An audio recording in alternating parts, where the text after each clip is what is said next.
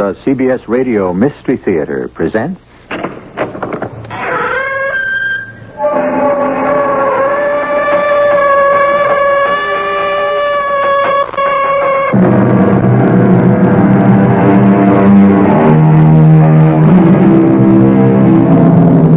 Come in. Welcome.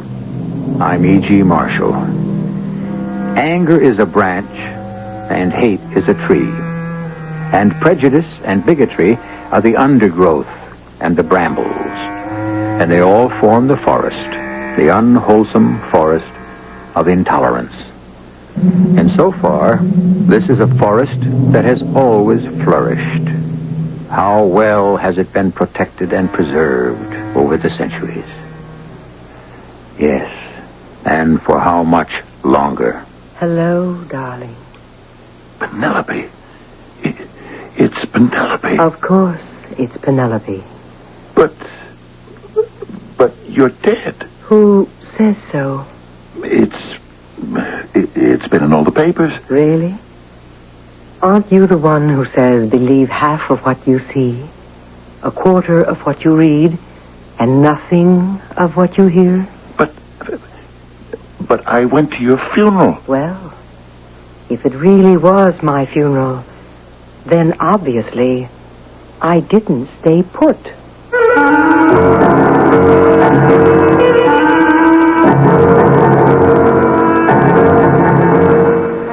Our mystery drama, The Man Who Couldn't Get Arrested, was written especially for the Mystery Theater by Sam Dan and stars Fred Gwynne. It is sponsored in part by Buick Motor Division and True Value Hardware Stores. I'll be back shortly with Act One.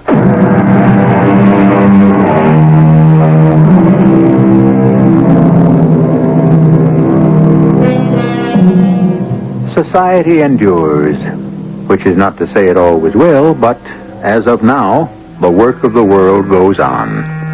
Most people can be depended on to do their jobs. Most people accept their responsibilities. Most people obey the law. And why? Is it morality? Is it citizenship? What keeps most people on the straight and narrow?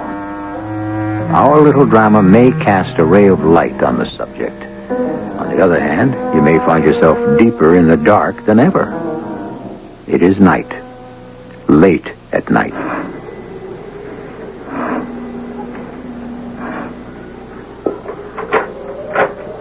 Yeah? What do you want?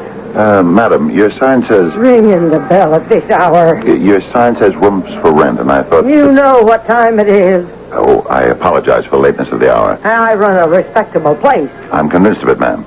I wouldn't have rung your bell, but I saw the light on in your window. Well, come on in. Do I have to catch my desk standing out here jabbering?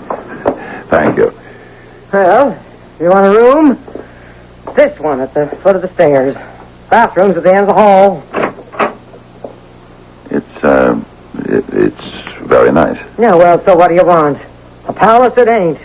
But for $25 a week, take it or leave it. I'll take it. In advance. Oh, yes, of course. I'll write you a check. A check, huh? I'm accustomed to paying all my bills by check. Yeah, I'll bet you are. Listen, Buster, first thing in the morning, I'm at the bank. If this thing bounces, you bounce right out after it. And one thing I don't put up with here, women in the room. I run a quiet, respectable house. Oh, yes, sir, I approve. I'm actually a rather quiet person myself. Mrs. Mumford. Mrs. Mumford. Yes. And my name is Carnahan. Hector Fremont Carnahan. I'll bet it is. Where's your bags? Bags? Luggage, your belongings, your stuff. Oh. Are you on the lam? I beg your pardon. I ain't running a hideout. So if you're in wrong with the law, you... Oh, I see what you mean. Oh, I assure you it's nothing like that. Yeah? Well, what is it like? Well, I'm in Wall Street. Yeah, I miss America. No, it's true. I'm a stockbroker. Yeah, sure. You're also a millionaire. Yes. Even with the depressed state of some of my holdings, my net worth is in the... Yeah, well, so tell me, Buster. My name is Hector. Yeah, so what are you doing in a flea bag like this? Why now, Mrs. Mumford, you underestimate the sheer beauty of this building. Oh, yeah? This is what's known as a Madison brownstone, So what? which means it's over 100 years old. You're telling me. The last of them were built in the 1870s. None of which answers my first question. Question. Where's your belongings? Oh, well, you see, I don't intend to live here on a permanent basis. You don't.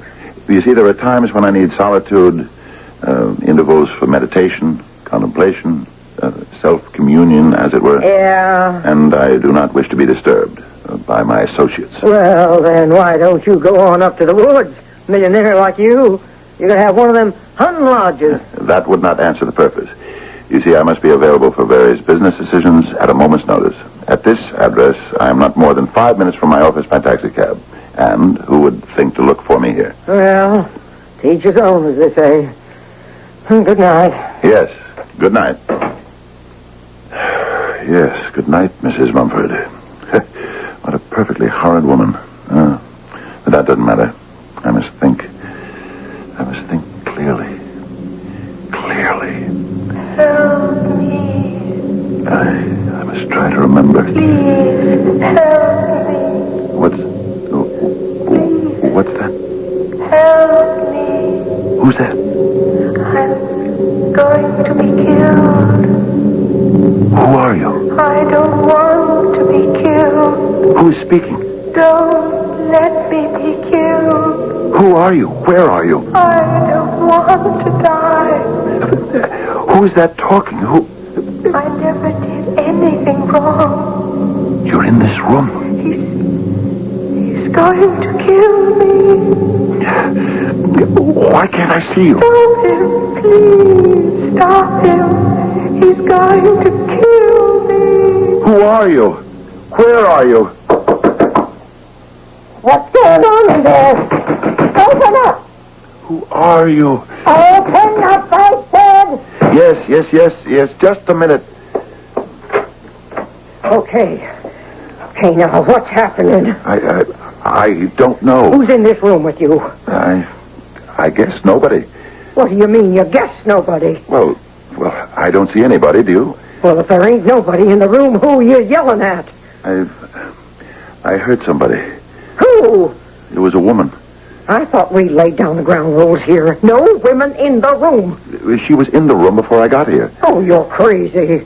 I heard her voice. Are you nuts or something? We'd better call the police. The cops? What for? She was calling for help. Who was calling for help? The woman in the room. Well, you said there was no woman. I said I didn't see her, but I heard her. Heard her distinctly. She's begging for help. Somebody's going to murder her. And when was this? It was just now. Yeah? Well, so why don't I hear her? Well, let's just be quiet and listen. I still don't hear her. But it was just as Are plain you as... sure you haven't been taking too much sauce? I tell you, I heard her. Her voice. She's pleading. She doesn't want to be killed. She's begging for help. Oh, all right. Let's put a stop to this. Now, look. Is there anybody in this room? Any place that needs help? Now, is there? Speak up. Well, go ahead. Speak up. Let's hear from you. Well, you hear something, Mr. Hector Carnahan? Yes or no? Well, I did just before. I mean right now. But, Mrs. Mumford, I distinctly heard... Mr. Carnahan, I don't rent to drunks. Mrs. Mumford, I swear to you, I'm absolutely sober. Oh, well, then it's worse than I thought. You might bear in mind, I don't rent to nuts either. Good night. But I heard it. I heard a voice, a woman's voice. Oh, I must think clearly. Please, somebody help me. I don't want to die. No, it isn't true. It's my imagination. It isn't true. I never hurt anyone. I don't want to die. I have to think. Help me. Who are you? Help me. I'm getting out of here.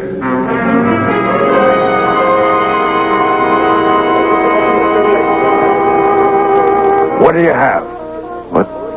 Oh, where am I? Where are you? Well, if you have to ask, you don't have any business being in here. This is Harry's bar, pal. Oh, I'll have a drink. Anything. You sure you can handle it? Oh, I'm fine. Just fine. You're the doctor. Help me. Bartender, Yeah? listen. Do what?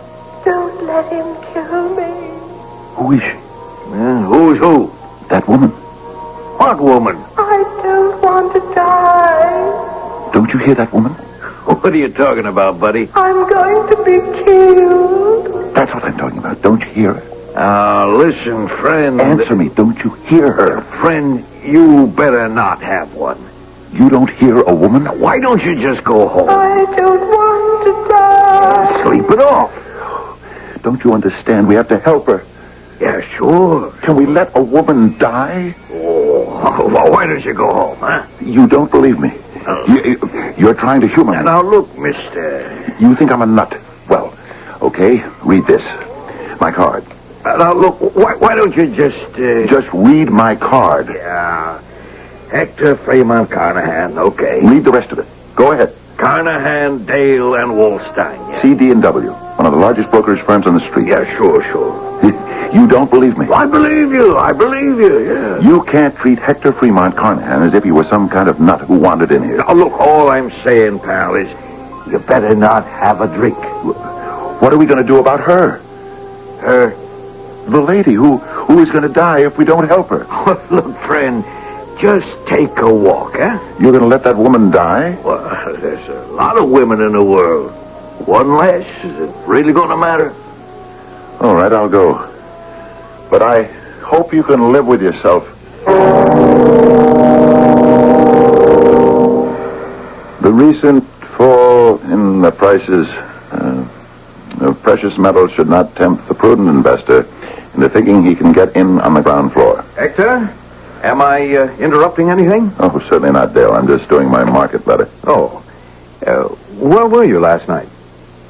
Last night? Yes, you and Penelope were supposed to have dinner with us. Were we?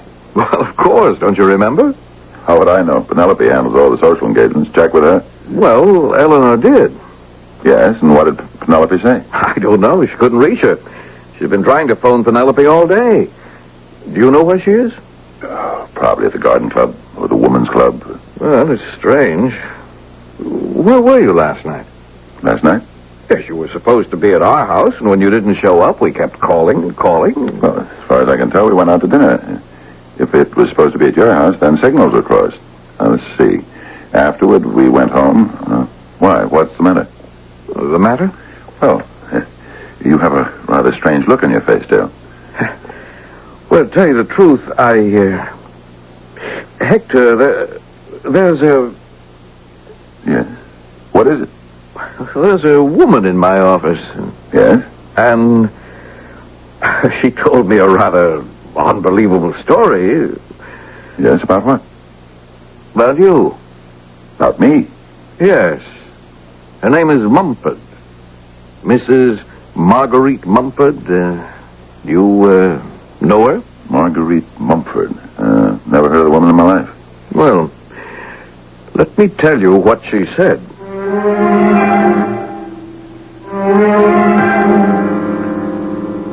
Well, we know what she said, so this is as good a time as any to take our usual intermission. At any rate, we have presented you with two Hector Fremont Carnahans. One, the impressionable and frightened man who hears voices. The other, the hard-headed, no-nonsense man of business. Which one is he, really? He could be either. Neither. Or both. Act 2, very shortly.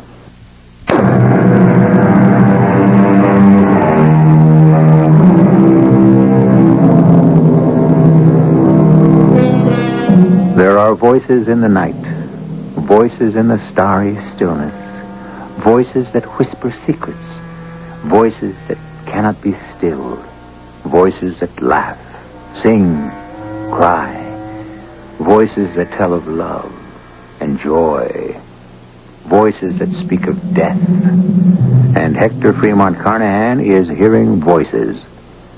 Or is he? Then I'll send her on her way. Just a minute. What's this all about? I don't know. It's probably a confidence racket of some kind. Now, I insist, Dale. Explain it. Well, it beats me. Come into my office.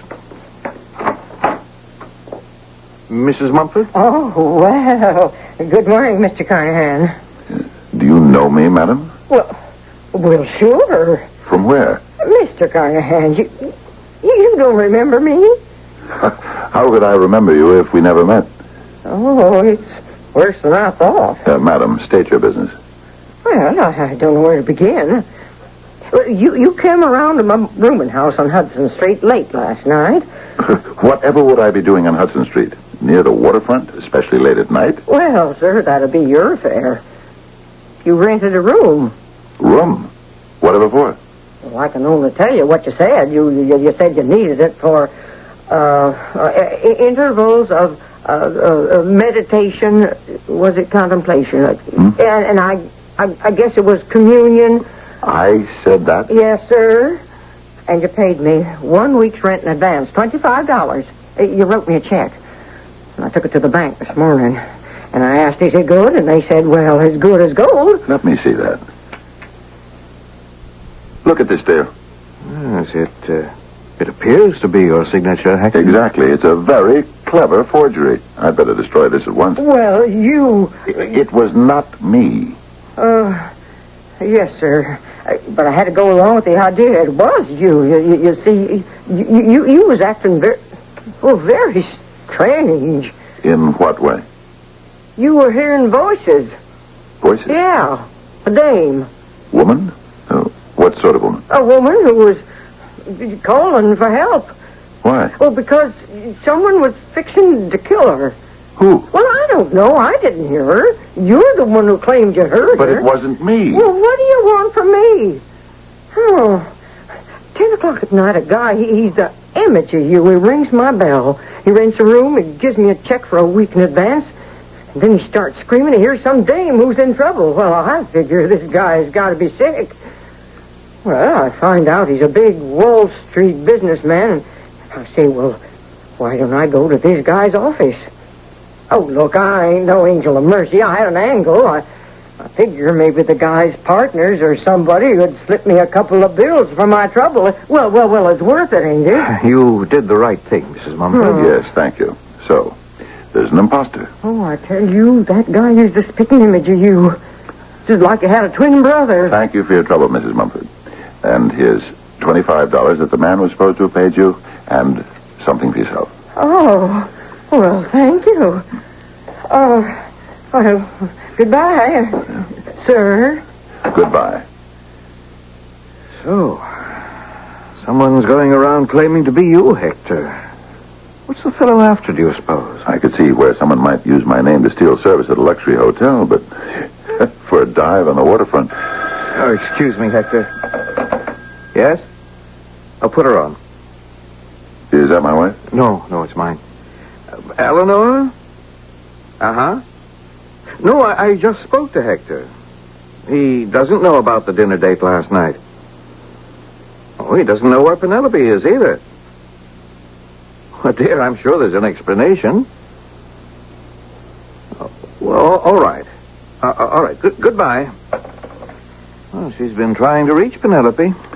Oh, I'm sure there's some explanation. We'll get it all sorted out when I see Penelope tonight.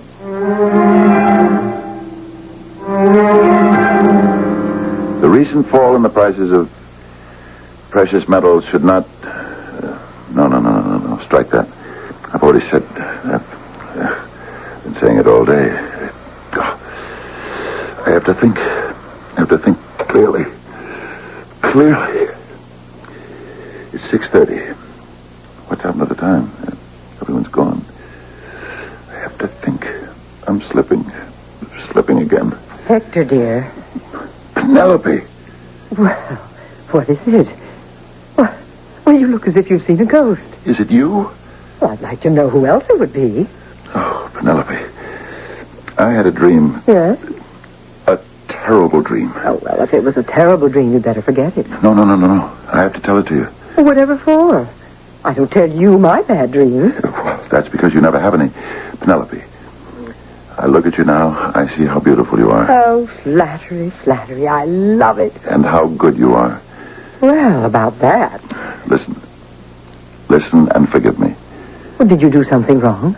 I dreamed I did something wrong. Well, darling, you can't be held accountable for that. Well, I was jealous. Jealous? Of what? Of whom? Of Ben Walston. Ben Walston? Whatever for? Well, I thought you had fallen in love with him. With Ben Walston? And that you were having an affair with Ben Walston. With Ben Walston? Oh, but that's impossible. Well, when you're jealous, anything's possible. Ben Walston. I was so angry, I decided to kill both of you. Oh, you're kidding. I'm telling it the way it happened. But Hector, dear, I've only known you to become passionate over stocks and bonds. I don't show it, Penelope. But I love you very deeply. I know that, darling. And the fact that you and Ben were having an affair... That's only in your dreams? It became too much for me. You had made an excuse that you had to visit a friend somewhere out of town. But I knew that you and Ben were going up to the lake house together. And did we? Yes. And did you surprise us in flagrante delicto, as they say in the tabloid? No, not exactly.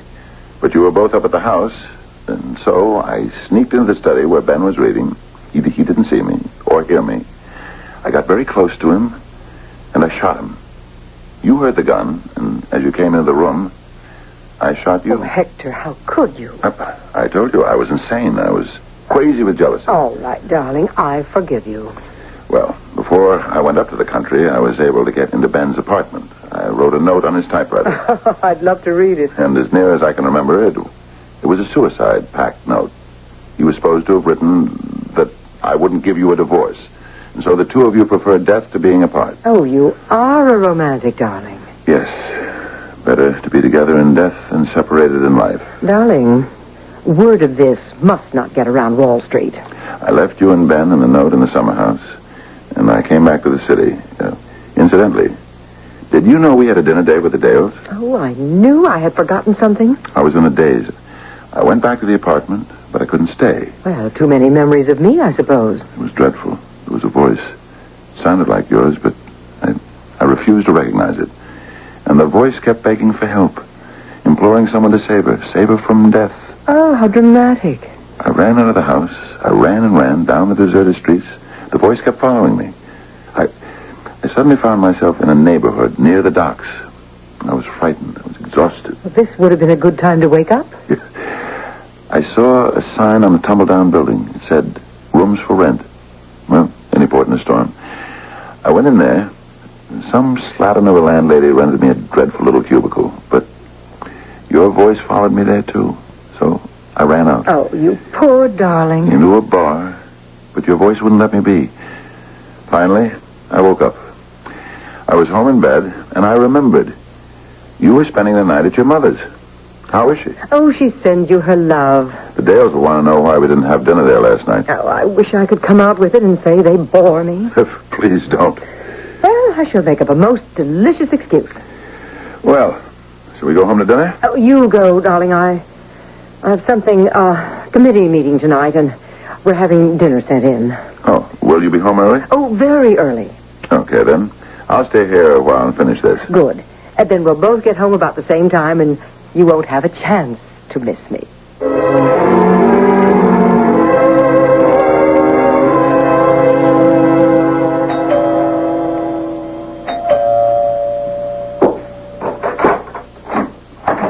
Hector... Dale, come in.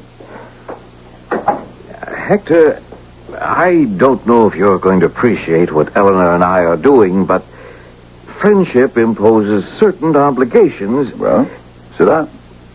Drink? No, I think all this is better clear, cold, sober. It sounds grim. Well, last night you didn't show up. Yes. Penelope didn't... Didn't what? Didn't remember? It's possible. You know about Penelope and Ben Walston. Now, look, Dale. If not, you're the only one who doesn't. And that's what friends are for. I'm telling you. Why? Because a man who pretends not to see what's crystal clear to everyone else is laughed at as a fool.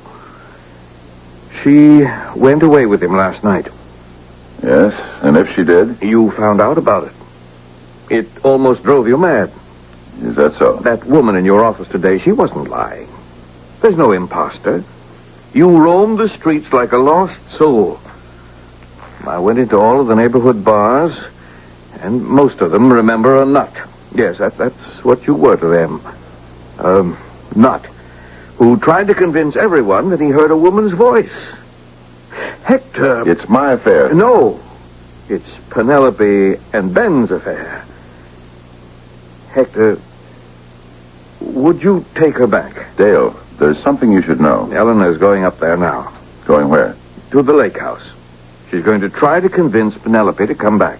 She's driving up the country to ask Penelope to come back to me? Well, it's what you want, isn't it? She's going to have that long drive for nothing. You mean you know she won't come back? She's here. Here? Where? I spoke to her at the office around 6:30. Oh, well, then everything's all right? She's at a committee meeting. She's due home any minute. Oh. Well, Eleanor and I have egg on our faces. There was never anything between Penelope and Ben. Well, it sure looked that way. Oh, you know Ben. He's like a stray cat. And Penelope has a heart that's big enough for all the world. Yes, well, Hector, we meant well. You Of must course. believe that, yes. Will you have dinner with us tomorrow night? Have Eleanor check with Penelope in the morning. Yes, of course. Well, good night, Hector. Good night, Dale.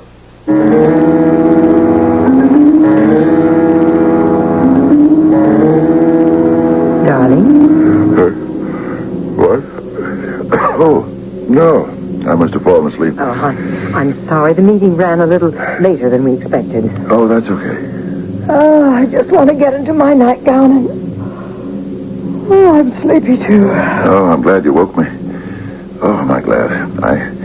I had this dream. Oh, another one?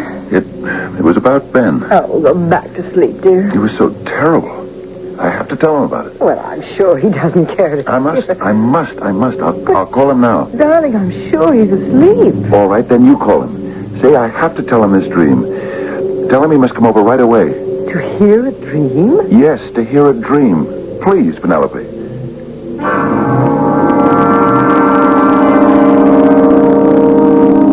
Well, it's midnight, and we're dealing here with a dynamite dreamer. Now, before you put any of this down, remember, nobody really knows what a dream is. For all we know, the dream life may be the real one, and vice versa.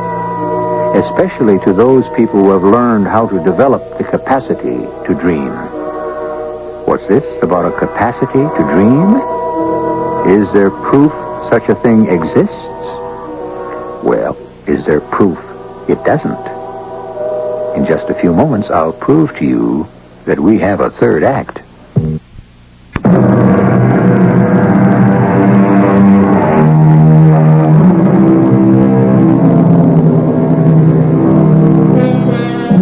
Mr. Hector Fremont Carnahan keeps weaving in and out of a dream world, and in and out of the world that we hold to be reality. And so far, no one can really tell which is which. And that's par for the course, because who really knows what's what about anything these days?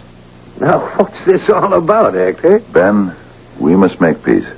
Why, are we at war? Yes, you and I are at war. Oh, it's the craziest thing I ever heard of. Please, Ben, just listen to Hector. I felt so strongly, I was sure. Some of my emotion had to be communicated to you.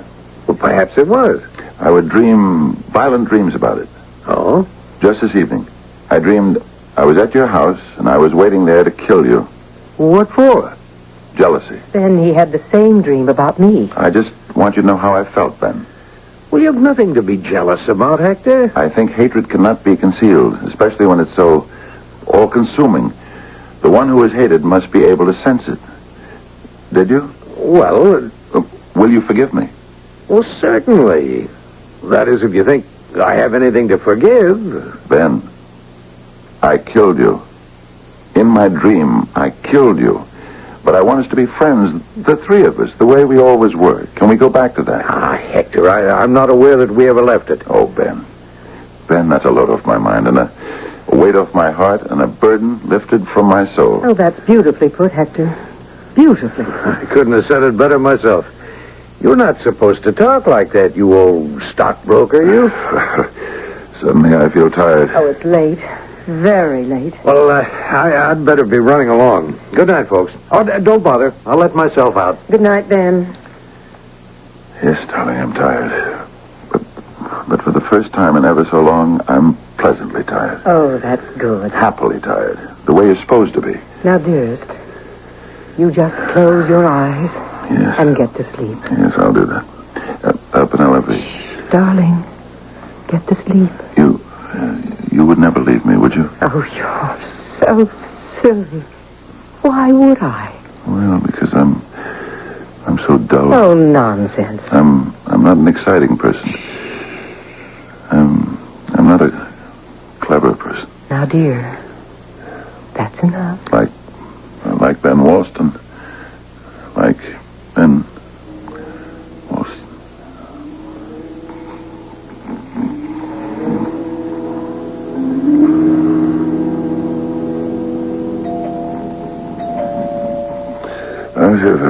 What? All right. For crying out loud, I hear you ringing. I'm coming. What kind of idiot would be at the door at this time? Who's that? It's me, Dale. Dale. Hector, Yes, me, Hector. Who did you expect? I have to talk to you. It's 4:00 in the morning, I Dale. know that. Well, what is this thing you have to tell me at 4:00 in the morning that can't wait? Hector, I don't know how to say this, but... Yes, but what? Well, I never had occasion to tell something like this to anyone before. Something like what? Come on, out with it, man.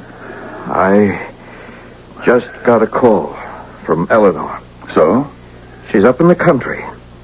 And, well, I told you she'd gone up there to see if she could effect a reconciliation between you and Penelope. Didn't I tell the two of you were dead wrong? Well, she'd already left our house by then. So she had the trip for nothing. She's up there now. And she found Penelope.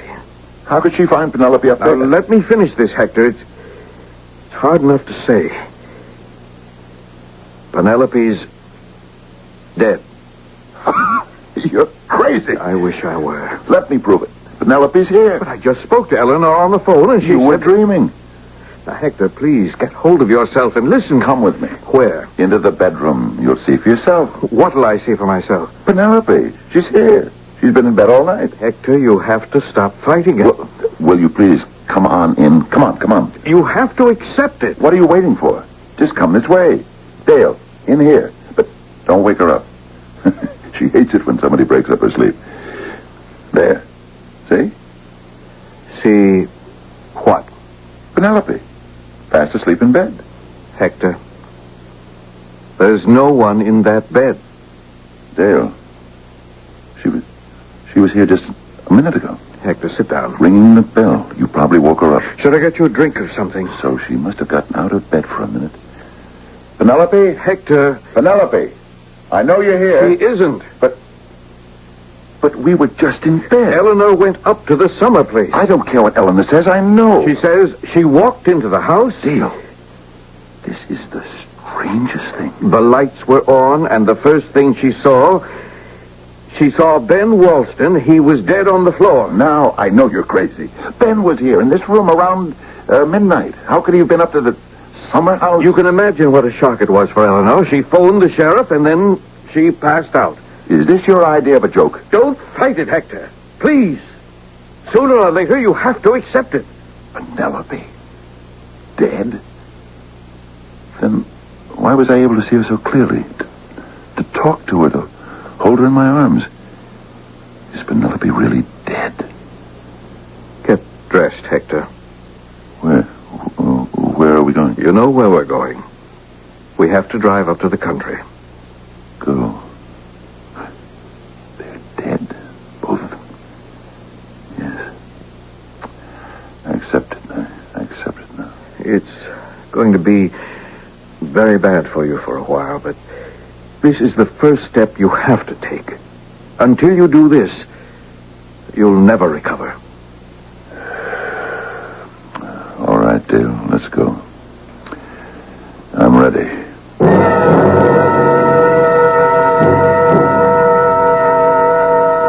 Good evening, Mr. Carnahan. Hello, Sheriff.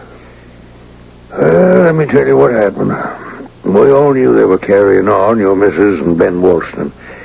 I'm sorry I have to say that, Mr. Carnahan, but it's part of a police record, you understand? I understand. Well, I guess they could see no future. People in a setup like that, they can get awful depressed. I've seen it happen. Well, anyhow, they must have made a suicide pact. He shot her, and he then turned the gun on himself. We got the note. You want to read the note? It isn't necessary. I know what it says. Well, anyhow, the thing's open, and...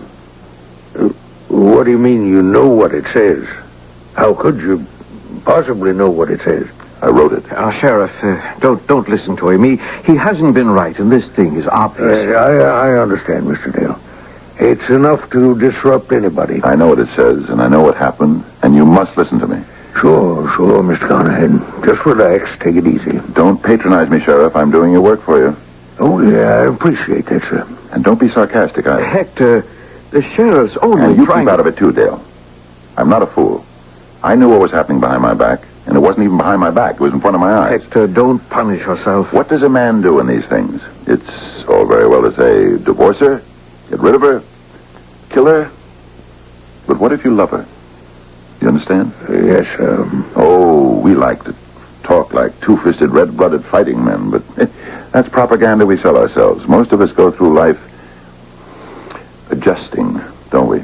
Sure. And so you try to live with it. You settle for half a loaf, because it's better than none. Understand? Yeah, I believe I... And I could even see her point of view, because I'm dull and stodgy and boring. And she was, well, she liked to get out. She loved the theater, concerts, lectures, everything that just meant nothing to me. Well, you figure if the thing could be kept within decent limits, I don't know how I mean that word decent. Well, I believe I follow your true meaning. Yes, well, the more I closed my eyes, the more I pretended not to notice, the more flagrant they became. Finally, I couldn't pretend anymore. I couldn't disregard it anymore. Yes, sir. I'm a stockbroker. I must maintain a certain amount of credibility. It was becoming a scandal. So I said to them, just plain cut it out. You know what they did, both of them? They laughed at me. So I decided to kill them. Now, Hector... I decided I would make it look like a lover's death pact. I knew they'd be up there. I wrote that note. I shot him in such a way that it would look like he killed himself. And then I shot her. I see. I didn't want to be held for it, so I arranged it that way. But after I did it and I saw them lying there, dead, a terrible feeling came over me. It was more than guilt, more than remorse. I wanted to take it back. Do you understand? Yes. I refused to accept the fact that I had done this monstrous thing. I insisted to myself that they were still alive, and I heard her voice. It kept following me. Don't kill me. Please don't kill me. Help. I don't want to die. The voice wouldn't let me alone. I wanted to bring her back to life so badly. I forced myself to be able to see her again, alive. Penelope and Ben. I made them come alive. For me. Sheriff, can't you see how ridiculous that is? Of course it's ridiculous. Well, the coroner is satisfied with murder and suicide. What do you mean the coroner is satisfied? Everybody's satisfied. But I'm telling the truth. I'm going to get you to a doctor. You need something that'll let you sleep, Mr. Carnahan. I can prove it. I wrote the note. It was typed on his own typewriter. We established that. Because I sneaked into his apartment. Yeah, sure. I fired those shots. He didn't. He couldn't. Look at his hands. Give them a paraffin test. It'll show he has no powder burns. When you fire a pistol, there have to be powder burns on your palm. Only in detective stories. Okay. So he killed her. And then he killed himself. That's what you say. But I killed him first. Shouldn't the coroner's report show how he died before she did? How long did you say you waited between killings?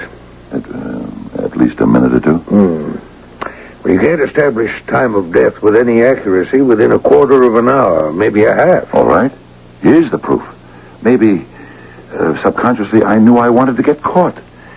He was found holding the pistol in his left hand, wasn't he? You're telling the story. I inserted the gun into his left hand. He's right-handed. That's a known fact. Everyone knows that, don't they, Dale? Ask Dale. He knows it. We all three played golf together, didn't we? All right, even if it's true. The fact that a man is left-handed or right-handed don't mean a thing at a time like that.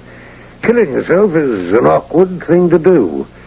And so people do it awkwardly. You must listen to me. I've been listening. This gentleman here's my witness. I've been listening. I tell you, I did it. I'm guilty. What you got is a guilty conscience. You believe you drove her to it. So you feel you're as guilty as if you'd pulled the trigger yourself. But I did. Twice. I'm guilty. Won't you believe I'm guilty?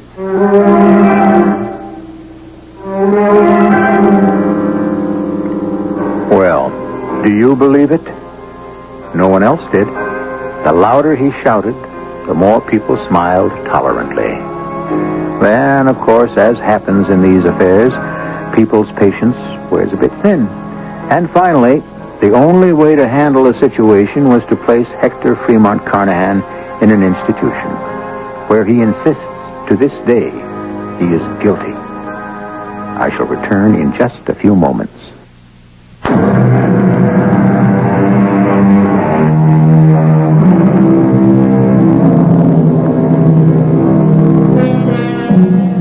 It's one thing to hear people accused of murder insist on their innocence. It's quite another to hear people who are not even suspected insist on their guilt.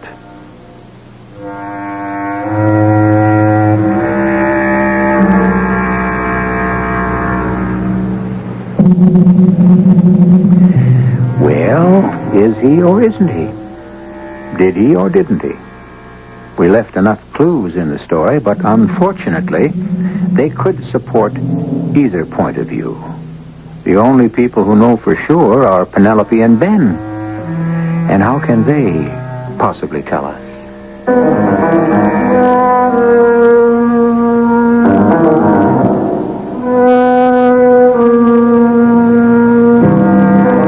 Our cast included Fred Gwynn, Joan Shea, Bill Griffiths, and Corp Benson. The entire production was under the direction of Hyman Brown. And now, a preview of our next tale. Remember a few years ago when I come home after my chores and you found me flat on the bed? Mm-hmm. I told you I was tired and my stomach was upset. I didn't want to worry you, Emma. It wasn't my stomach. You heard the voice, Rob? Yeah. I didn't say nothing for fear people would say I was an old fool. But I heard the voice. Oh, Mother, please let me in. Please, Mother. That's what I heard. Heaven have mercy on whoever it is. Amen. Who could it be? I don't know, Emma. But you couldn't pay me enough to walk past there after sunset. Radio Mystery Theater was sponsored in part by True Value Hardware Stores and Buick Motor Division. This is E.G. Marshall inviting you to return to our Mystery Theater for another adventure in the macabre. Until next time, pleasant dreams.